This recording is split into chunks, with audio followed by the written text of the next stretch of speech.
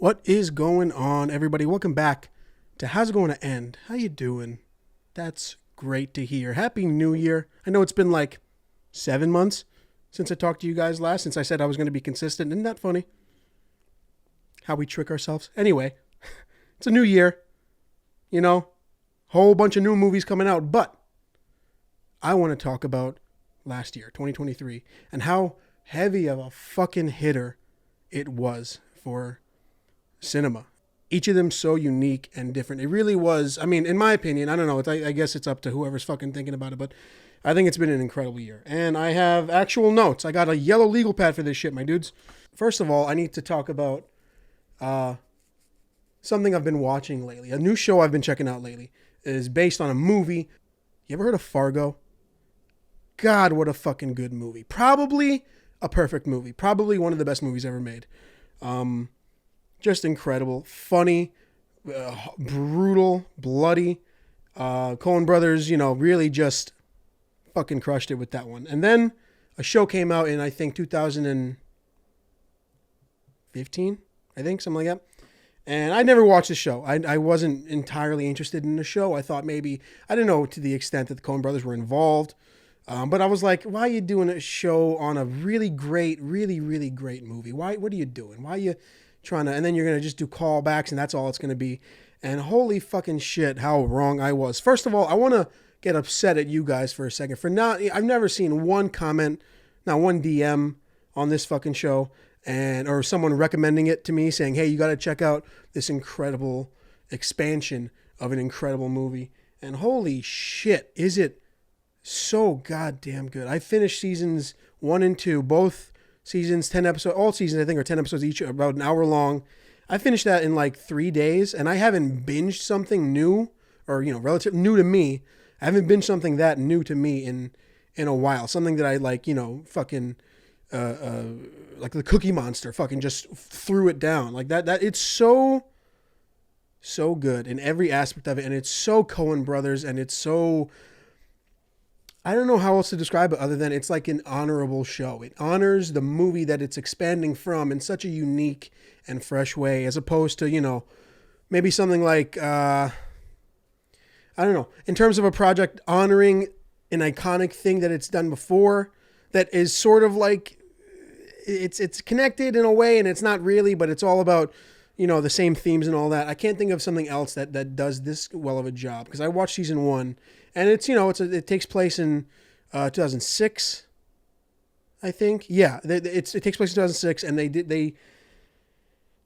it's another, I think something I'm gathering now is like this show and this movie is very much, because a heavy theme throughout the show. I'm in the middle of season 3 right now, and it's somehow still so good.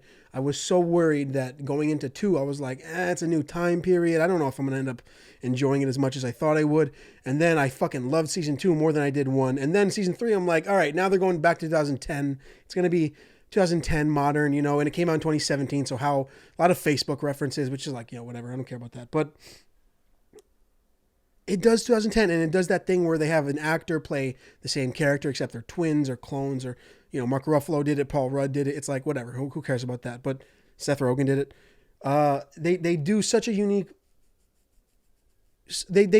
oh God, I'm getting fucking flustered because it's so goddamn good.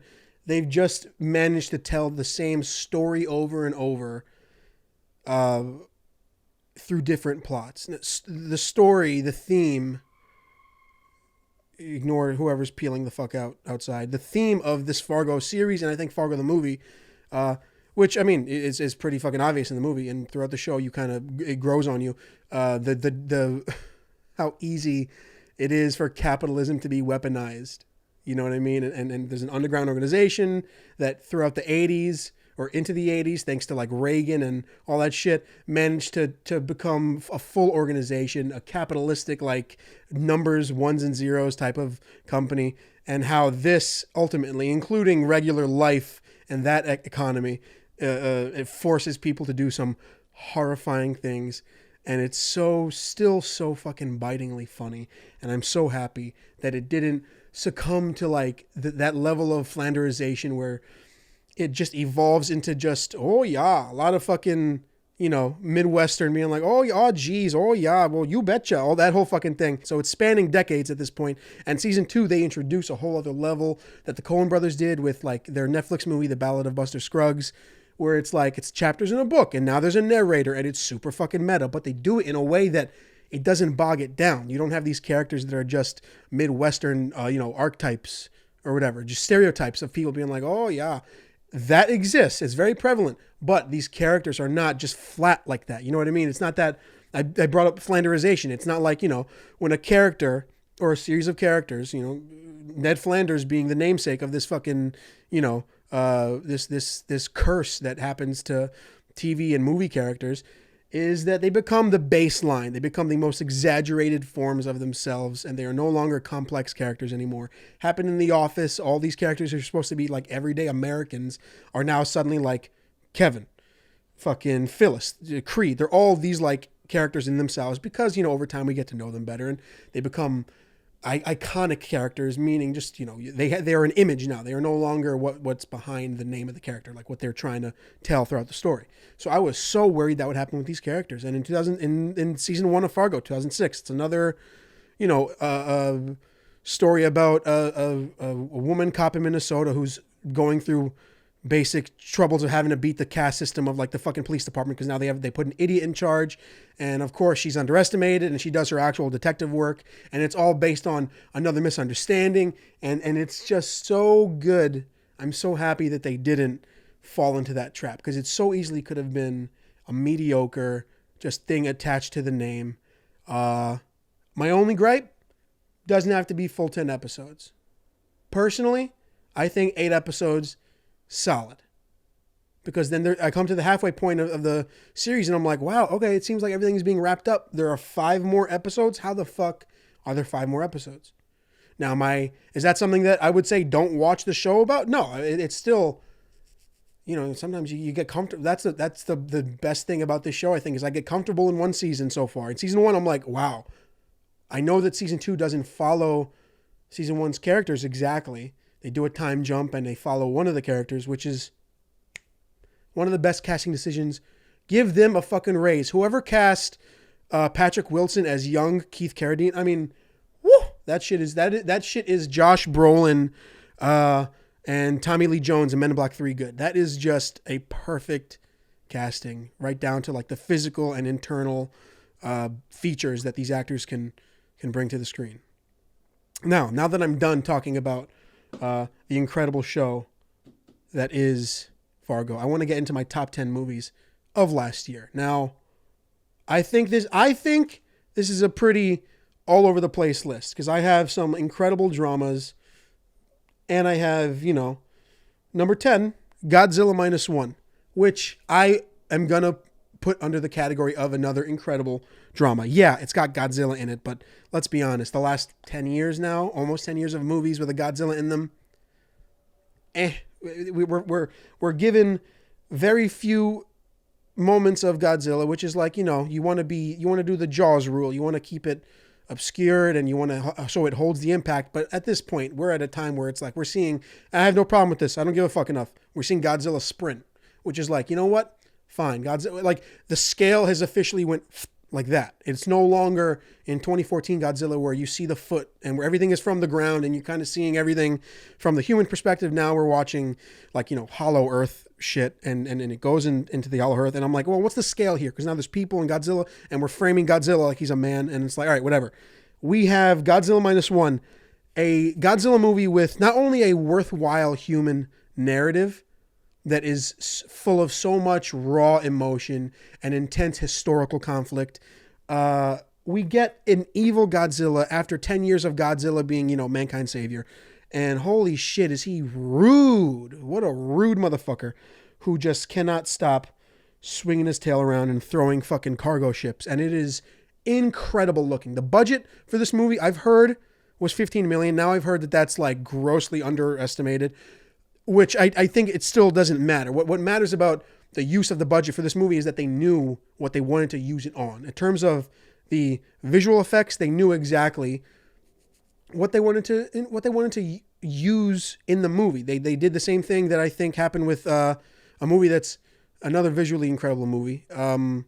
Fuck, I already forgot what it was called. Doesn't matter.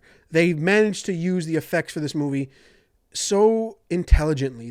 We get these great shots that are obscured in unique ways, and we get clean shots that, movement maybe undersells it in a weird way, but the impact of these shots is entirely different. We get a incredible cast of memorable characters who sell how much of a tragic undergoing is happening with this Godzilla. You know what I mean? This motherfucker shows up after World War II and just demolishes, cities in Japan again. And that has such an incredible turnover because you get these characters that are so, I don't know, so complex. And you don't lose the complexity of these characters by saying, oh, it's a monster movie, because they stay this complex. They stay this, there's so much internal, I don't know how else to describe it. It's just an incredible drama that features an insane Godzilla. And it's got some fucking amazing cheer moments. I mean, there were times I had to get the fuck up and cheer about this movie. I saw it with my roommate, and holy shit. And it's fucking sad. And there are moments where I'm like, you know what? Hell yeah. Like, this is an incredible movie. And that's why it's number 10. Number 9, Spider-Man Across the Spider-Verse. Holy shit. What a great... The last time we had a sequel that was like, you need to see the next one. I don't know. When was the last time you saw a sequel that was like directly leading into the next one that wasn't like Empire Strikes Back? You know what I mean? Back in the fucking 80s and late 70s. They did such...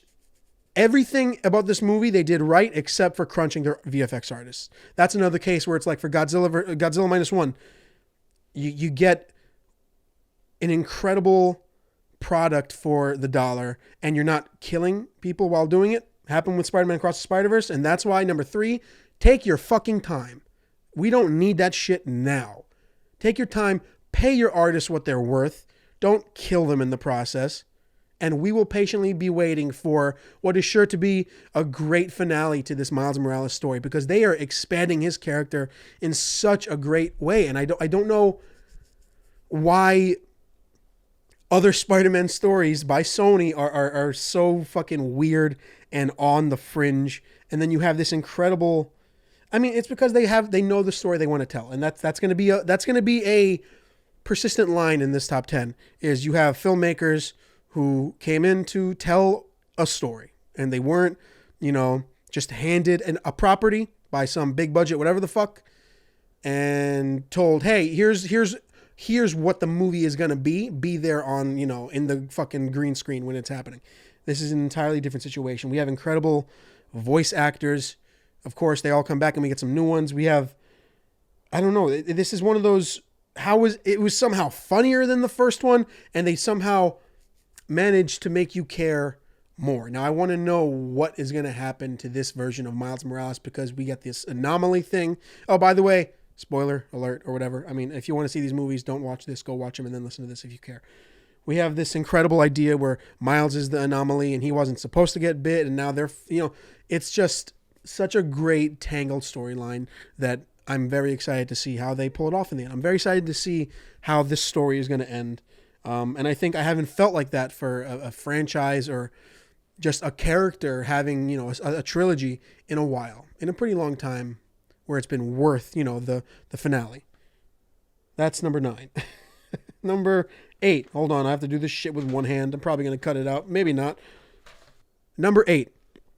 1001, directed by A.V. Rockwell. Now, this movie is such a heavy drama. I don't know else how to describe it. This is one of those movies that you watch and you need to take like a fucking nap afterwards to really digest what you witness. Tiana Taylor gives probably one of my favorite performances of the year. She carries this film in a way that is, I don't know, it happens very, very few, I think, where you see an actress come on, and I think this is her feature debut. I'm pretty sure. I could be wrong. She just absolutely crushes it in this movie. The 3 actors that play Terry, the son, I mean, oh my God, what a fucking I would describe it as a burden. I don't know how these three guys can. I mean, one of them is a child can I don't know, seamlessly play the same character in a way that carries the emotional impact. You know what I mean? So there's no sense that, oh well, now it's there's a fucking road bump in between these performances. It is perfectly seamless, and it has that whole, you know, I think something that's going to be prevalent in probably a couple of these is the father son narrative, and you know, in this case, an adoptive father who has no connection to this kid whatsoever, and yet brings this type of, you know, role model to this boy. And there are some incredibly emotional scenes in this movie. A beautiful movie, truly heart-wrenchingly beautiful. I definitely think you should check it out. Number 7, we got Poor Things. Yorgos Lanthimos fucking doing all this weird Frankenstein type, you know, 1920s yet Renaissance vibe. It is so much fucking fun, and it is so goddamn horny, and it is such a fucking, in a year of horny movies, what a fucking horny ass movie. Holy shit, I did not think I would see that much. I'm so happy I didn't see this with like a fucking relative. I saw this shit alone. Looked like a creep. Emma Stone, just proving why she's one of the most versatile actors working right now. I mean, she's so funny in this, and then her brain ages. You know, she got a child's brain and it ages up, and you see her become a woman, and she develops an understanding of the world, of this eccentric world around her, in such a unique fucking way. And it re-examines emotional and sexual relationships with men and women, and an expectation on women that, you know, the majority of the fucking world, especially in men, and then some of the women she meets throughout this world, who fall in line with and they benefit from, or they know how to benefit from. And I haven't even brought up the fucking set and the costume design yet, which is, I don't know, it's so in your face and flashy and eccentric, and it gives off, like I said, this 1920s Renaissance vibe where everything has a frilled collar, but everything is, you know, very flashy, and they want you, it's all in your fucking face. And I think a movie like this, where that also shows sex and sexual discovery, so, you know, it brandishes it at this point, that I'm not surprised that the reality around everything reflects that flashiness. Number 6, we have Killers of the Flower Moon, a movie that I was surprised by, because I think in any other universe, this movie made by a Martin Scorsese that does not evolve with his work, we just get another fucking, a revenge Goodfellas type, a Native American revenge Goodfellas, where it's like, all right, well, now we got to take what's ours. And it's so much more than that. I was so surprised to see a somber Scorsese movie. Usually, I mean, it is electric. You're right into this movie, and you got 70s rock, and you have fucking drugs and sex and violence, and that is in this movie, but it is reflected in a interesting way that I think we saw for like 15 minutes in The Irishman. The Irishman was another one of those where it's like, towards the end of it, you get to see what it's really about. I think, you know, it's one of those movies where instead of showing how extravagant and how lovely this type of life is, even though there's a debaucherous side to it, in Killers of the Flower Moon, we are given a harsh reality that has always been there, but now it's like, it's literally in our face, and it has a bone-chilling fucking ending that is very much like, you know, hey, bad things happened and nothing was done for these people. Nothing was done. Lily Gladstone is such a fucking force in this movie. It's one of those performances where you go, how is the character suffering this much? And this actress is portraying the suffering in a eerily authentic way. It's one of those things where it's, how did you carry the weight of this movie so well, Lily Gladstone? How did you do that? Because yeah, you got De Niro, and he's, you know, he's got a great accent in it, and he's actually putting up a character, which is fun to see, but he's De Niro. You got DiCaprio, who's playing, you know, a fucking dummy, which is great. I love that he's not the main guy. I hate that he's going to be considered as the main guy for this movie. He's really not. I mean, Lily Gladstone is the heart of this movie, and it's incredible, and the scale of it is insane. Apple's got that fucking Apple money. Scorsese, they let him do whatever the fuck he wanted, and there are so many intricate sequences and expansion of, the fucking territories. It's just an incredible, immensely sad, one of many immensely sad movies I've got in here, and I think you should see it. And then what I did was I saw the movie and then I read the book, and that was an interesting way to view history, to be able to remove what is a Scorsese-ism from real history and to go, okay, interesting. I can understand why he did this way in order to get the movie made, probably. But, we're hearing a lot more about, especially from like Guillermo del Toro, how hard it is, even though for these legends to make a movie. So you have to have DiCaprio be the guy. You know what I mean? He's the guy that comes into town and is like, hey, you're going to join. In any other fucking universe, this is a movie about that, where it's like, hey, how are we going to fucking hustle and make money? And it's not about that. It's a much more intelligent movie. And I think hats off to Scorsese for evolving this way. I did not expect to see such a seriously taken movie. Hell yeah, how about that? All right, we are in the top 5 now. We are in the last 5. Let me just turn this fucking page. Excuse me, everybody. There we go. Number 5. A movie that has wrecked me in theaters 3 times now. The Iron Claw. What the fuck, man? I knew about this story. I was a wrestling fan when I was younger. I relatively knew the curse of the Von Erichs. I knew that bad shit happened to these poor fucking guys. Holy shit. And they had to dumb it down for the movie. To be like, you know what? 4 deaths maybe isn't a great idea. Because it's already sad enough. Let's just put these people through the least amount of suffering possible, which is insane, incomprehensible after witnessing this movie. Holy shit, Zac fucking Efron. Where the fuck did this shit come from? I mean, he's always been a fine actor doing, comedy and action or whatever the fuck. This is probably top 5 performances of the year because you have Zac Efron playing Kevin Von Erich.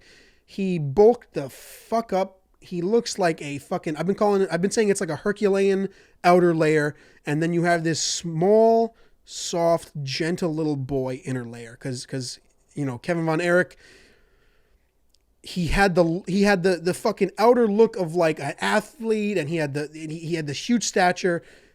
And then you have this is one of those things. This is, I'm very excited. This is one of those things where you get to have a biopic performance that I think should actually be praised. Because a lot of the times we have a biopic performance that it's like, wow, didn't they look like the person? Didn't they sound like the person? Give them every fucking award and make this the precedent for good acting. And this is a case where you have Zac Efron playing, a famous guy that people, knew what he looked like, sort of maybe knew what he sounded like, even though it's in the film, it's like he doesn't know how to talk in the mic well. This is where we get to see Zac Efron actually put up a performance, an internal performance, and it's very subtle, and it's very kind, and it's very soft and lovable, and to have that juxtaposed with his massive fucking frame, it's just fucking well done, truly well done to Efron. The entire cast in this movie carries so much. It's such another heavy weight of a film. So many. I mean, by the end of it, holy shit, I had to talk with my brother afterwards because it's one of those movies that I'm happy to have seen, and it's going to kill me every time I watch it. And it is beautiful. It is a beautiful movie. Well done. God. Number 4, we got The Holdovers. Holy shit, Paul Giamatti. The fuck? Paul Giamatti. I love you. I love you, Paul. I wish you were my fucking Ancient Civilizations professor. Holy shit, would I fucking love that class. Probably officially maybe top 3 Christmas movies ever. I'm gonna make it a what's the word when you do something every fucking time? Tradition. Jesus. I'm gonna make it a tradition to watch this movie every fucking Christmas because it is not only a phenomenal Christmas movie, it is a phenomenal movie. It is such a warm somehow, because it takes place in, like Boston winter or New England winter, whatever. It is warm. It is like comfortable and cozy. And we have 3 phenomenal performances. Paul Giamatti, like I said, but Davine Joy Randolph and fucking Dominic Sessa, first time actor Dominic Sessa, who I thought was like 26. He's 19, 20 years old. The fuck is going on here? Incredible. Those two are the heart of the movie. And then you have Paul Giamatti in this movie, who is playing, I think, what is going to be considered a classic movie character from now on, because Paul Giamatti playing Paul Hunnam, a professor who, you know, you can see the early signs of alcoholism or maybe probably just mid signs of alcoholism. And he's misunderstood and he's flawed in many, many ways. And I think we're at a time right now where a lot of our characters are fake flawed. I don't know, where it's like, you can't hold down a job or you need to figure out your attitude. But this is one of those characters where it's like, I'm going to be thinking about this character for a while because he has such a beautiful send-off and he makes a sacrifice. And it's one of those moments in the end where, and it's fucking funny. Oh my God, how am I forgetting how funny this movie is? So many incredible lines, penis cancer and all that shit. I mean, this is such a lovely rewatch. This is one of those movies where I'm like, you know what? I'm going to enjoy every fucking second of this movie. The score, the cinematography, it's so winter. I'm a fucking winter boy. It is such a great winter movie, and I'm so happy that it was made. And that's why it's number 4. Number 3, we got the movie I've seen most in theaters in 2023, 7 times. Oppenheimer. I saw Oppenheimer 7 times in 2023, 5 times in IMAX 70mm. And now you're asking yourself, why is it not number 1? Because it turns out I'm more of a fucking hopeless romantic than I thought. Anyway, Cillian Murphy is inhumanly good in this movie. He portrays Oppenheimer through several stages of his life, all over the place, and several, mental states from juvenile depression to staring into the fucking abyss later on. You know what I mean? It's one of those movies. I've been referring to it as, this is Chris Nolan's Citizen Kane. This is his massive figurehead movie. It is, he said, we've seen, it's his most successful movie, I think, so far. In terms of the budget, I think it was like 100 million or something. I don't know. I have no idea, actually. Don't fucking quote me on that. Don't get upset.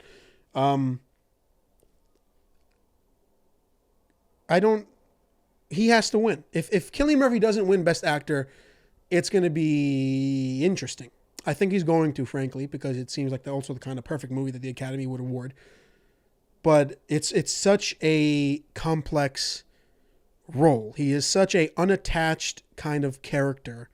The character of J. Robert Oppenheimer in this movie has so few to no allegiances to anything that it makes you, even as the audience member, wonder, what the fuck was this guy's deal? Why was he so...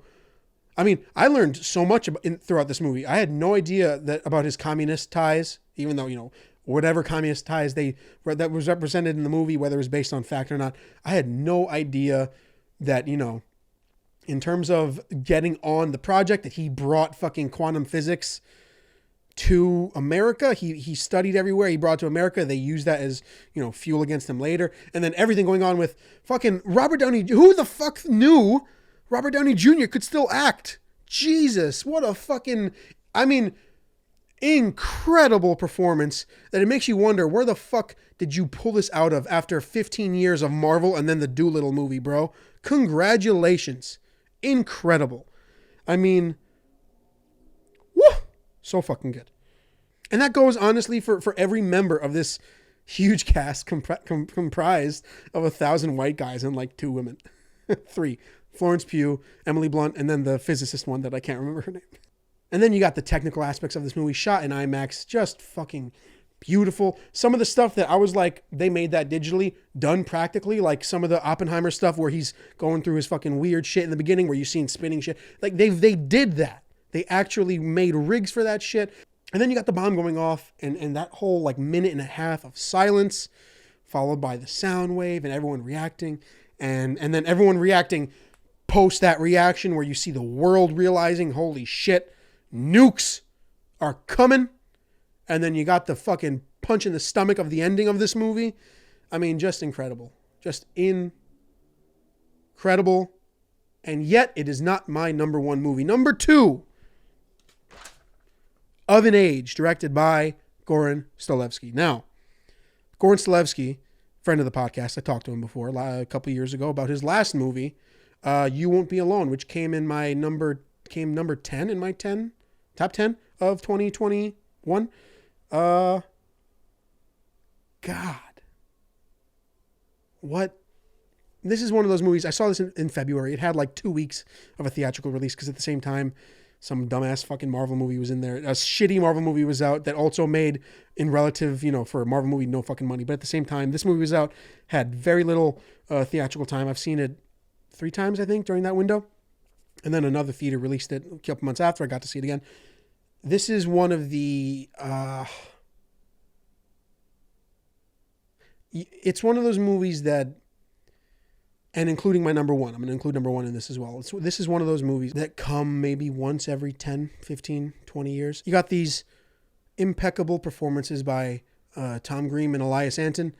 And if I ever want to know what love feels like, I'm going to watch this movie. That's how I would describe it. If you ever want to see love, watch this movie. Beautifully shot by Matthew Truong, fucking another friend of the show. Incredible eye for, I don't know how else you would describe it. There's a level of seduction in this movie that is, and it's captured so close, and everything is very tight. And it's one of those rare, you don't see a lot of movies now where the main character's faces are the screen, and you get to see a human face that up close, and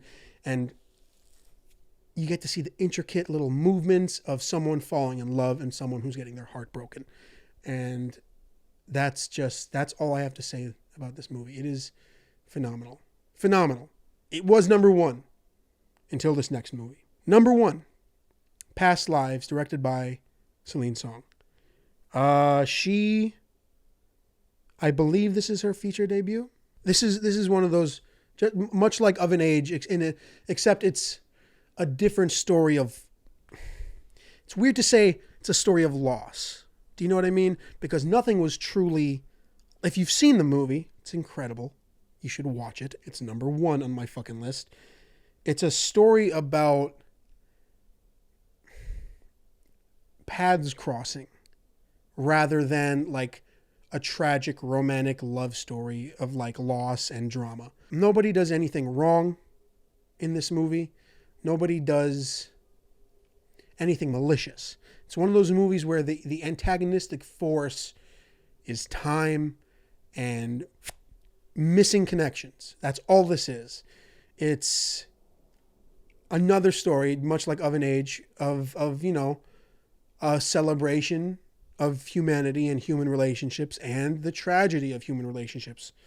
Greta Lee, if she doesn't, I don't know. I mean, I don't know. I hope she gets nominated. I hope she wins.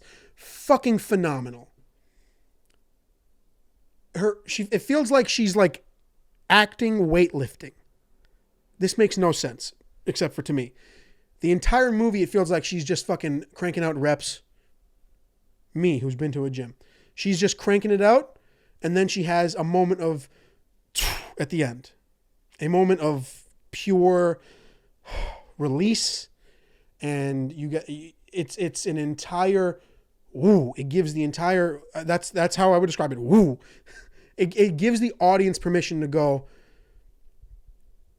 how does she feel? And I think if your performance can give that off, if you have a performance that can give off a empathetic line of, understanding, that's fucking rare, man. That shit does not happen all the time. That's why I'm so happy about this year of movies. John Majaro and Teo Yu, these two sides of this romantic coin for Greta Lee's character. You have the childhood friend, and now you have the love discovered over time and happenstance. Just incredible. I don't think they're gonna get the praise they truly deserve. And also, Celine Song's fucking tactic of keeping them separate until they meet in the movie, keeping the actors away from each other because they're building up, other sides of each relationship with Greta Lee's character, and then they finally meet. And the idea that, this is what I've heard, she kept them separate until the scene where they actually first meet, and then parts of that first interaction are included actually in the movie. So it adds to their, tepidness and to their, their new people meeting each other in real life as well as on camera. And it just adds so much more to the complexity of these relationships. And fuck, man, another brutal ending. I mean, a common thread I think I've discovered through my top 10 is the sense of, something I've been seeing, I think, is this sense of perseverance. There's a lot of characters, a lot of stories where something is happening to somebody, something has happened to somebody, and yet they come out on the other end. Changed, definitely fucking not the same people they were, which I think doesn't happen a lot. I think it doesn't happen a lot where you see a movie where a character is impacted by their actions or by actions taken upon them. I think a lot of the times now it's fucking, they're not as complex. And I think it's because, we have to turn out a buck or whatever. And yeah, a lot of these movies didn't make any fucking money. And yet, here they are.